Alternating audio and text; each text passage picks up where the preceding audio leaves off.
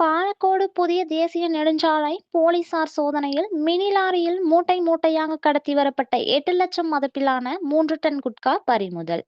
தருமபுரி மாவட்டம் பாலக்கோடு புதிய தேசிய நெடுஞ்சாலை வழியாக குட்கா பொருட்கள் கடத்தி செல்வதாக பாலக்கோடு டிஎஸ்பி ராஜா சுந்தரம் அவர்களுக்கு ரகசிய தகவல் கிடைத்தது.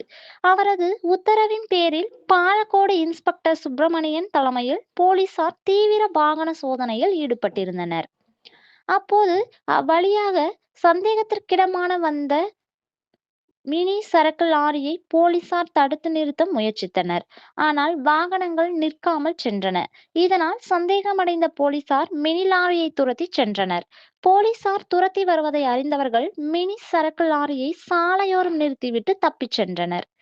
மினி சரக்கு லாரியை பறிமுதல் செய்து சோதனையிட்ட போது 20க்கும் மேற்பட்ட மூட்டைகளில் சுமார் 3 டன் அளவிற்கு 8 லட்சம் ரூபாய் மதிப்பிலான தமிழக அரசால் தடை செய்யப்பட்டுள்ள குட்கா பொருட்கள் கடத்தி வந்தது தெரியவந்தது.